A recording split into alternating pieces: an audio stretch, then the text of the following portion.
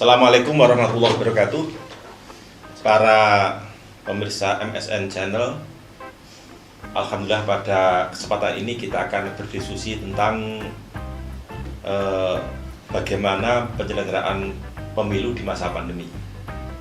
Hadir di tengah-tengah kita pada hari ini Bapak Habib Hernawan M. Habib ya, Ketua salah satu anggota KPU bagian teknis penyelenggara pemilu. Kita pada kesempatan hari ini akan berbincang bagaimana penyelenggaraan pemilu pada masa pandemi, dan tentu ini akan menjadi sebuah cerita yang menarik karena dari sekian pemilu yang ada di Indonesia, pemilu tahun 2020 ini merupakan pemilu yang luar biasa. Oleh karena itu, pada kesempatan hari ini saya akan menyapa kepada Bapak Hernawan M. Habib, anggota KPU Kota Blitar bagian teknis penyelenggaraan pemilu. Beliau akan bercerita dengan kita, akan berdiskusi pada kesempatan ini tentang bagaimana mungkin merupakan refleksi ya tentang penyelenggaraan pemilu pada masa pandemi, dan ini mungkin bisa menjadi pelajaran bagi generasi yang akan datang bagaimana pemilu diselenggarakan pada situasi yang tidak biasa. Kalau pada situasi biasa saya kira itu hal yang wajar, pemilu berjalan dengan baik. Tetapi pada tahun 2020 pemilihan kepala daerah ini dilaksanakan dalam masa pandemi, dan alhamdulillah Kota Blitar, Kabupaten Blitar, dan pemilu kada pada umumnya di Indonesia ini bisa berjalan dengan lancar. Assalamualaikum Pak Habib. Waalaikumsalam. Gimana kabarnya? Alhamdulillah. Sehat ini ya? Ya, ini makanya anggota KPU ini tugasnya berat sekali ya. Itu ini harus jaga kesehatannya. Kesehatan menjadi barang mahal itu ya. Barang mahal itu kan. Pak Habib, pemilu kada di kota maupun Kabupaten Blitar sudah usai, dan Pak Habib ini adalah salah satu aktor utama di dalam proses pemilu ini. Mungkin bisa menjelaskan bagaimana proses perjalanan pemilu kada ini. Yang saya tahu bahwa pemilu ini ditunda beberapa kali, dan akhirnya pada bulan Desember itu ya, Desember tanggal 9 Desember ini pemilu kada bisa dilaksanakan baik, dan alhamdulillah Kota Blitar masuk yang lancar. Gimana proses perjalanannya sehingga pemilu kada ini bisa berjalan dengan lancar, aman, dan menurut pantauan saya di akhir penghitungan suara juga tidak ada masalah. Yang menurut banyak orang prediksi bahwa ini akan terjadi kericuan, tapi nyatanya berjalan dengan baik dan aman. Monggo. Oke. Terima kasih Pak Wahid ya, selaku kepala MSN Media Center, dan terkait dengan proses perjalanannya pilkada ini memang benar Pak. Jadi memang mungkin yang tadi jenengan sampaikan bahwa proses perjalanannya pemilihan kepala daerah ini memang berbeda dengan pemilu-pemilu sebelumnya, karena memang hari ini kemarin itu kita harus berhadapan dengan situasi pandemi COVID-19, di mana isu ini tidak hanya melanda di Kota Blitar tapi juga melanda di internasional. Kemarin sempat juga beberapa sempat ditunda beberapa waktu di beberapa tahapan, tapi dengan berbagai pertimbangan dan sebagainya, persetujuan antara anggota dewan, terus kemudian juga dengan presiden, akhirnya untuk pelaksanaan pemilihan ini dilanjutkan. Tapi sebelumnya kami sampaikan, dalam melaksanakan pemilihan ini ada beberapa catatan hukum yang harus perlu kami sampaikan dulu, sehingga dalam melaksanakan proses tahapan ini kita tidak super ujuk-ujuk kita melaksanakan, tidak. Ada beberapa dasar hukum yang ini kita gunakan dalam rangka proses pelaksanaan pemilihan tersebut. Ada Undang-Undang 10, kemudian ada Undang-Undang 1 2015, sebagaimana tadi sudah diubah menjadi Undang-Undang 10 tahun 2016, kemudian juga ada Undang-Undang 7 17 itu, cuman kita pakai Undang-Undang 10 itu ya tentang pilkada. Kemudian juga ada beberapa PKPU di mana PKPU ini yang peraturan yang lebih teknis, teknis daripada undang-undang. Ada PKPU 3 tentang pencalonan, kemudian ada 13 tentang kampanye, dan ini ada satu yang berbeda, itu ada terkait dengan yang kita sering menyebutnya dengan PKPU Sapu Jagat, yaitu PKPU yang mengatur tentang situasi di pandemi. Oh iya. Nah, ini yang menjadi cantolan kita dan ini yang menjadi senjata kita dalam rangka kita melaksanakan proses pemilihan ini. Ya. Nah, itu. Pak Habib, kalau saya melihat bahwa di dalam proses perjalanan pemilu ya, mulai dari pendaftaran, kemudian penetapan calon, masa kampanye ya, kemudian masa tenang itu kan, kemudian di masa pencoblosan, bahkan masa pengumuman pemenang tahapan pemenang pemilu sampai pelantikan. Ini Blitar kan termasuk yang aman dan damai. Gitu kan. Ini kan aneh gitu kan. Karena menurut beberapa pengamat itu diprediksi bahwa karena masa pandemi ini nanti dimungkinkan akan menjadi salah satu faktor yang menyebabkan pandemi itu meningkat. Gitu kan. Mungkin apakah ini merupakan salah satu bentuk kesadaran masyarakat akan pemilu yang pertama, atau memang kesadaran masyarakat untuk menjaga diri supaya mereka tidak kena pandemi itu sudah meningkat itu? Sebenarnya kalau bilang kesadaran ya mungkin kita bisa 50-50 ya. Ya. Artinya memang proses untuk mensosialisasikan kepada masyarakat ini memang kita juga betul juga dalam rangka menyampaikan kepada masyarakat bahwa TPS ini adalah salah satu tempat yang aman daripada COVID. Iya. Ini memang sering sekali kita sampaikan kepada masyarakat dalam rangka meyakinkan bahwa di TPS ini adalah tempat yang aman, tidak ada penyebaran virus di sana. Artinya di sana beberapa protokol kesehatan itu sudah kita terapkan semuanya. Mulai dari terkait dengan pengurangan daftar pemilih. Jadi mulai kemarin itu sempat tiap TPS itu dibatasi maksimal sekitar 300 pemilih. 300-an pemilih, tapi kemarin kita nggak sampai 300 insya Allah, sekitar 250-an. Maksimal itu ya? Maksimal 300, maksimal di bawah 300, itu boleh gitu ya? Di bawah itu boleh. Itu yang pertama. Yang kedua, juga petugas kami pun selalu kita lakukan rapid. Nah, petugas itu kita rapid, terus kemudian ketika nanti ada positif yang reaktif langsung kita ganti. Kemudian juga beberapa peralatan-peralatan yang lain diantaranya adalah seperti cuci tangan dan lain sebagainya, semuanya sudah kita lengkapi. Begitu juga dengan petugas sudah kita bimtek, termasuk dengan tata cara pencoblosan. Ketika misalkan ada salah satu pemilih terus kemudian dia di sana tiba-tiba semaput, nah bagaimana tata cara penanganannya itu sudah kita siapkan semua. Untuk pilkada tahun ini kira-kira berapa angka partisipasi pemilih? Biasanya kan sekitar 70% kan, gitu kan. Tahun ini berapa? Alhamdulillah untuk capaian kita itu sekitar 78,9%. Tinggi sekali. Persis seperti dengan capaian target kita di awal.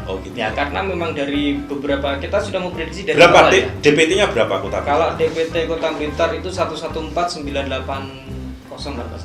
Terus berarti yang ikut menggunakan hak pilihnya ada berapa?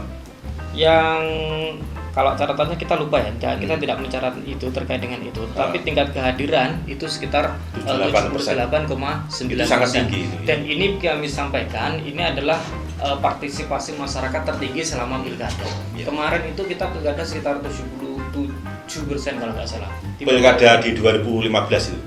Ya, sekitar 71 kalau nggak salah. Itu nggak sampai, kalau yang 15 nggak sampai 77. Gitu. Memang di sana kalau di 2015 itu memang sepertinya suara menang telak ya, menang telak. Cuman kan dari persentase terhadap kehadiran itu sangat tidak sedikit tidak sebegitu besar. Nah, ini menarik ini. Lebih banyak tahun 2010 kalau nggak salah. Ini menarik Pak Habib ya. Angka partisipasi sekitar 78% ya, taruh 79% itu kan. Ini apakah karena sosialisasi dari KPU atau memang calonnya yang menarik untuk pilkada 2019-2020 ini gitu kan? Kan aneh itu kan. Iya. Bahwa prediksi saya itu paling 60%, 70% tuh, karena orang takut semua itu mau datang ke TPS kan gitu kan. Ini justru tinggi kan itu kan. Ini yang menarik, apakah karena sosialisasi KPU itu berhasil atau memang calonnya yang menarik untuk menjadi peserta pilkada tahun 2020 ini? Iya. Ini perlu kami sampaikan dulu ya terkait dengan beberapa persiapan. Memang kita dari awal terkait dengan proses penganggaran itu juga kita sempat ribet.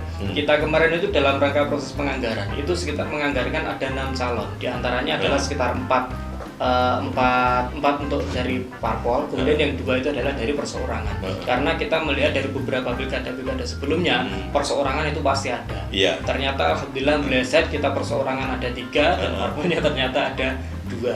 Nah, Dan yang perseorangan itu dan tidak memenuhi syarat itu ya? Tidak memenuhi syarat semuanya, kita Iya, juga iya. tidak tahu. Iya. Nah, terus kemudian proses berikutnya yaitu terkait dengan sosialisasi. Memang kita sosialisasi hari ini, saya mungkin merasakan ya sosialisasi tahun ini memang sedikit berbeda dari sosialisasi di pilkada sebelumnya. Ada beberapa inovasi-inovasi yang mungkin kami lakukan, mulai dari kita membentuk semacam relawan demokrasi, itu di mana relawan demokrasi ini yang kita bagi menjadi beberapa segmen. Ada segmen Itu KPU yang membentuk itu ya? Iya, KPU itu.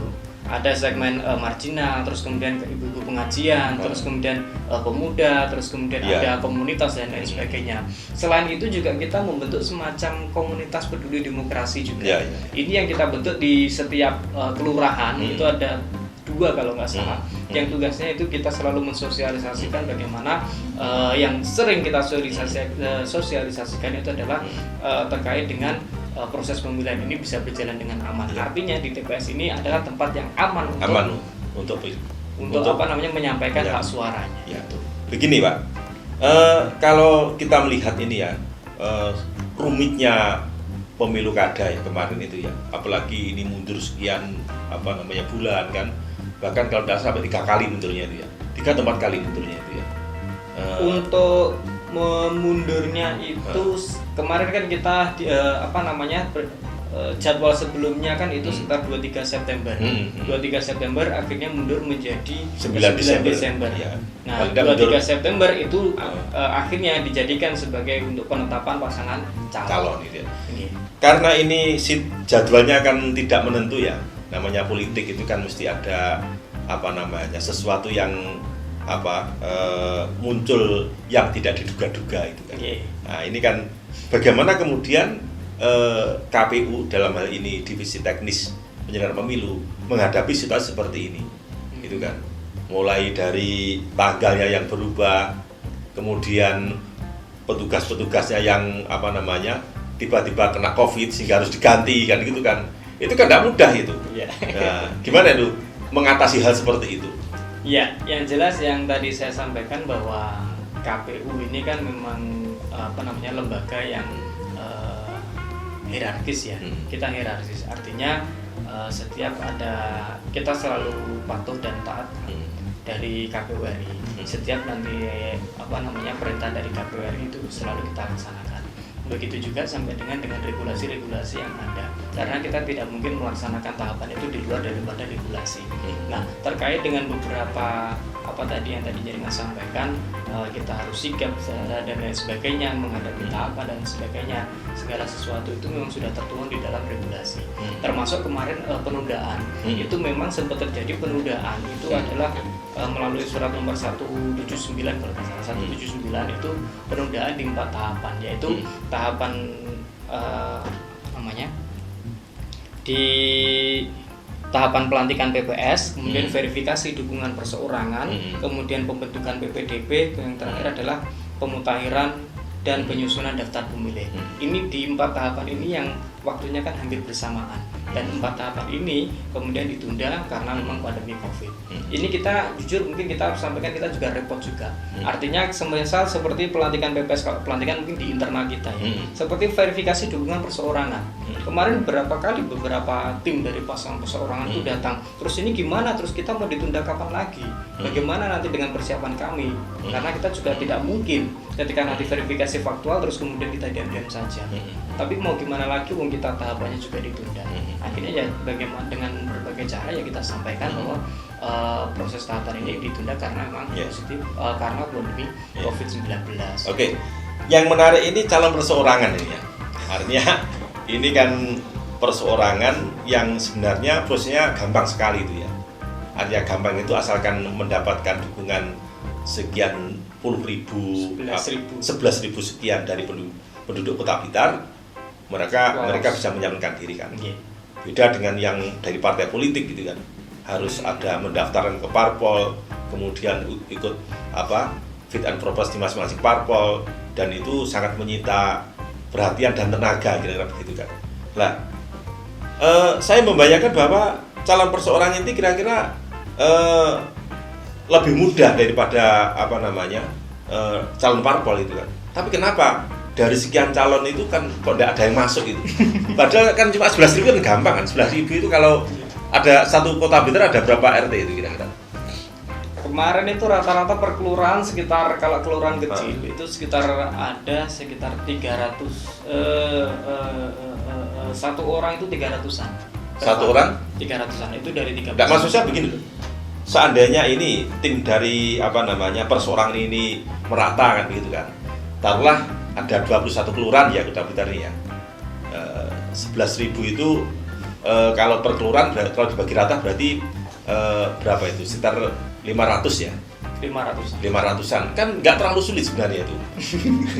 Teorinya loh, ini teorinya ya. Yeah. Mereka kan hanya dicatat, kemudian menyetorkan KTP, kemudian tanda tangan, persetujuan kan begitu kan? Yang sulit itu adalah ketika nanti dilaksanakan verifikasi faktual, kemudian dia menjawab ya saya mendukung. Itu sepertinya itu yang paling sulit bagi pasangan calon perseorangan. Karena gitu. Begini ya, kita kalau memang dibilang mudah, sepertinya ya memang secara teknis mungkin mudah. Iya. Cuman harusnya mudah, harusnya 3 pasangan calon ini juga mereka lolos semuanya. Iya. Tapi ternyata mereka banyak gugur di verifikasi faktual itu ya. Ya, kalau verifikasi insya Allah semuanya lolos, banyak yang lolos semuanya. Ketika di verifikasi faktual banyak mereka yang dukungan mereka banyak sekali yang berkurang. Nah, beberapa faktor yang kemarin itu sempat terjadi itu mereka itu kadang itu tidak mengerti. Artinya loh kok saya bisa masuk ke sini? Oh, gitu. Itu ya. seperti ada yang dicatat tanpa seizin daripada yang dicatat gitu. Gitu. Nah, begitu. Ini yang sering muncul daripada kami. Bahkan kemarin ada beberapa yang istilahnya menyampaikan kepada kami, Pak, ini komplain kepada kami. Loh, saya nggak tahu, Bu. Ya tahunya saya itu adalah jenengan masuk di sini dan hari ini adalah jenengan dilaksanakan verifikasi faktual. Kalau memang jenengan mendukung calon tersebut ya silakan jenengan dukung saja. Kalau memang tidak, jenengan harus mengisi lampiran BA5. Sebenarnya cuma itu aja. Ya, artinya sebenarnya memang secara teori itu mudah, tapi faktanya di lapangan itu tidak semudah yang kita bayangkan. Gitu ya. Dan mungkin lagi ya, dukungan tersebut itu kan memang beberapa orang yang masuk dalam DPT. Tapi di sisi lain juga seperti ASN, terus kemudian TNI Polri itu kan juga termasuk menjadi pengurang daripada pendukungan tersebut. Artinya dia tidak boleh masuk dalam dukungan tersebut. Oh, tidak bisa ya? Tidak bisa. PNS kemudian mendukung. PNS mendukung tidak bisa. Tidak bisa ya? Tidak bisa. PNS BUMN boleh. BUMN? Tidak boleh. Tidak boleh ya. Itu jadi, langsung nanti kita BUMN, PNS, TNI Polri. Iya. Kalau honorer. Kalau honorer kan dia kan tidak masuk. Kan boleh aja. Boleh aja ya. Kan. Kalau saya PNS di luar Kota Blitar itu boleh tidak dukung seseorang? Ya kalau emang jenengan PNS berarti secara otomatis nanti kan akan TMS. Oh gitu ya. Jadi nanti akan secara otomatis TMS di verifikasi administrasi. Secara otomatis kan ini juga berkurang. Iya. Nah, belum lagi juga nanti meyakinkan kepada dukungan dan lain sebagainya. Ya. Ini memang ya, Pak Habib, ini kan isu yang di masyarakat, benar masyarakat ya. Ini katanya saja, saya tidak tahu aturan pastinya. Katanya wali kota, bupati atau gubernur hasil pilkada 2020 itu jabatnya itu tidak ada 5 tahun.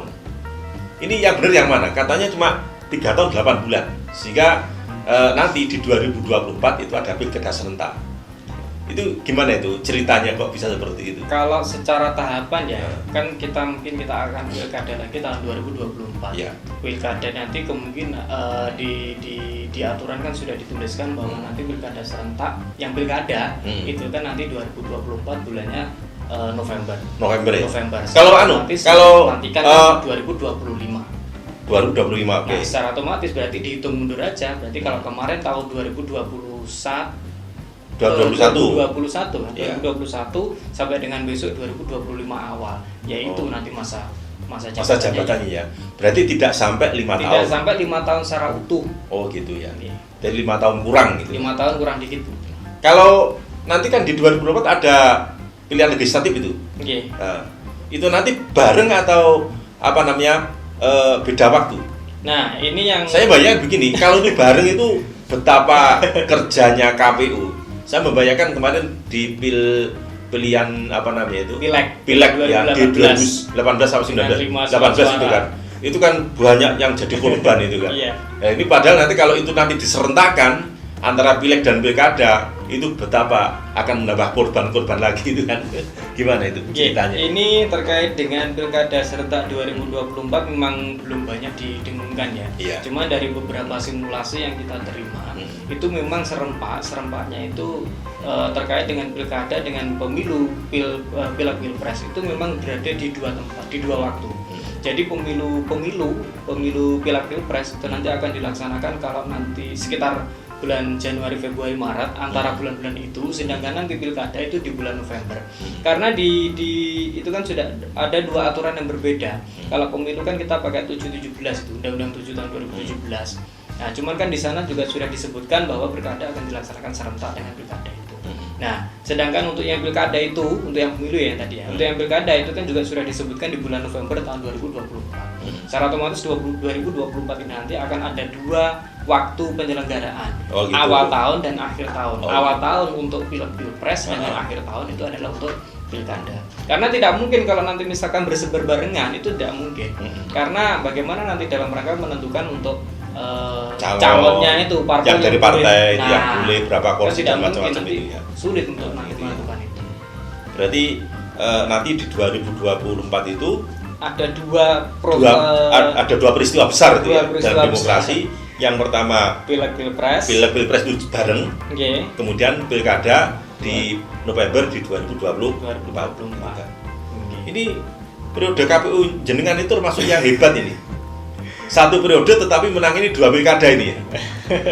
Kan biasanya kan satu periode KPU itu satu pileg, satu pilpres, satu pilkada. Kalau ini kan tidak. Satu pilkada, satu pileg, pilihan legislatif, satu pilpres, dua pilkada kira-kira itu. Jadi untuk yang periode ini kita di periode saya itu ada dua tahapan memang untuk yaitu tahapan pilkada yang kemarin itu sama pilpres besok. Nah kemudian pilkada besoknya lagi tahun 2024 karena memang masa jabatan kita habis. Jadi 2024 kita nanti habis tahun 2024 bulan Juni.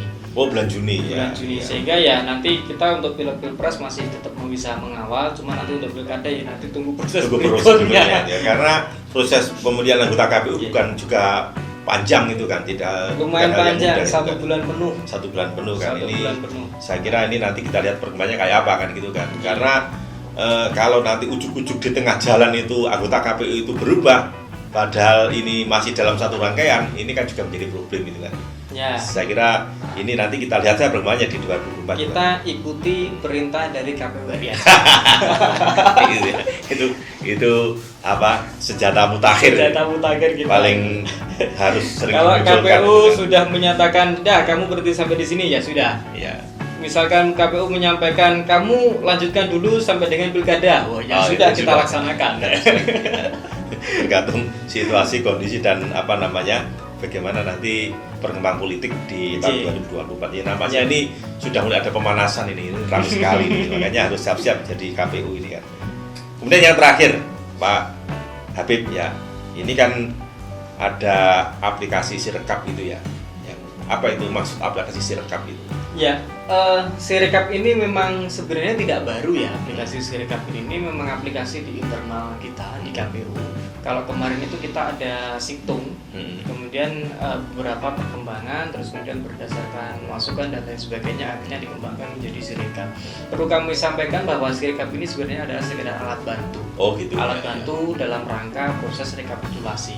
Tapi sebenarnya tapi tidak bisa dijadikan dasar bukti hukum, tidak bisa. Oh gitu. Karena memang belum secara regulasi memang belum tertuang di sana bahwa memang Sirekap ini digunakan sebagai alat untuk penetapan tidak bisa. Nah, Sirekap ini sebenarnya memang alat untuk bantu kita dalam rangka proses rekapitulasi. Hanya saja yang perlu kami sampaikan, Sirekap ini selain di kita, ya itu nanti masyarakat pun sebenarnya juga bisa membantu dalam rangka publikasinya. Artinya begini, misalkan proses pemungutan itu berjalan sampai dengan jam 3 selesai, misalkan jam 4. Nah, kemudian teman-teman di kami di ad hoc itu melakukan aplikasi Sirekap, di mana proses Sirekap itu adalah C hasil itu adalah C yang kemarin besar plano, berukuran plano itu di masing-masing TPS. Kemudian teman-teman kami di KPPS itu membuka aplikasi Sirekap, difoto, kemudian dikirim melalui aplikasi Sirekap, kemudian diterima oleh operator kami yang nanti akan secara otomatis di info publik, info pilkada itu nanti akan bisa dilihat secara langsung. Jadi masyarakat bisa memantau secara langsung sebenarnya ya untuk aplikasi. Artinya kalau dengan sistem ini akan sulit bagi penyelenggara pemilu atau siapapun untuk memanipulasi suara itu ya. Ya, kami sampaikan dengan aplikasi ini mungkin ya bukan hanya sulit, bahkan tidak mungkin kita bisa bermain-main di sini. Bagaimana tidak kita dipantau dari bawah dan begitu. Hanya saja kemarin itu terkait dengan aplikasi Sirekap karena memang masih baru kemarin ya, memang banyak beberapa kendala-kendala karena memang petugas-petugas kami itu kemarin ketika install Sirekap itu perlu perjuangan juga. Jadi sekitar 2 hari kalau nggak salah 3 hari itu baru bisa masuk di aplikasi Sirekap. Itu terus kemudian juga proses pemasukan kita bersyukur Kota Blitar ini untuk jaringan kita tidak ada masalah ya karena kota karena memang ya semuanya jaringan kan bisa dan semuanya rata-rata itu untuk di Kota Blitar teman-teman kami itu dari awal sudah kita wanti-wanti terkait dengan gadgetnya ini, HP-nya ini minimal HP yang bisa memenuhi syarat untuk bisa dilakukan untuk melakukan proses Sirekap tersebut.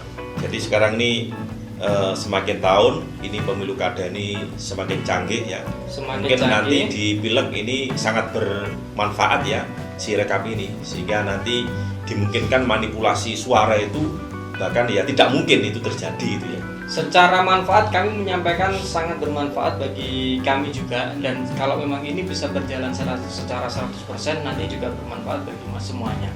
Artinya secara rekap kita bisa bisa lebih cepat ya, kita tidak perlu buka kotak satu persatu. Oh gitu ya. Ya, cuman kita tinggal mencocokkan antara yang dibawa oleh saksi, kemudian yang kita tampilkan di layar, cocok lanjut dan lain sebagainya. Kemudian juga selain itu ketika proses setelah penghitungan di TPS itu masyarakat bisa melihat secara langsung. Iya.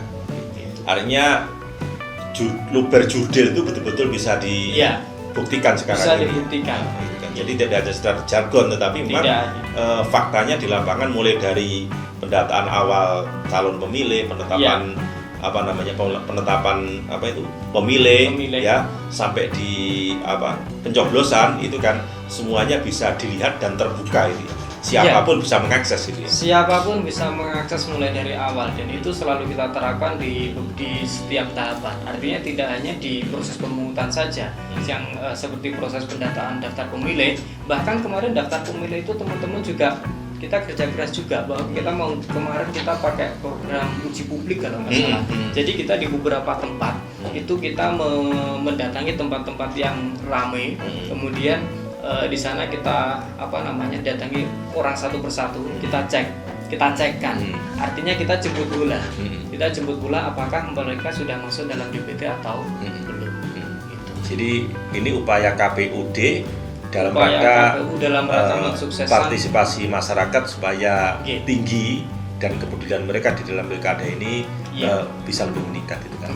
Terakhir Pak Habib, apa pesan Pak Habib selaku anggota KPU Kota Blitar Divisi Teknis Penyelenggara Pemilu untuk persiapan pemilu yang akan datang, terutama bagi masyarakat kita, apa yang harus dilakukan ya, kira-kira sekarang ini apa yang harus dingen gitu loh, sehingga nanti pilkada di 2024 itu bisa berjalan dengan lebih baik ya.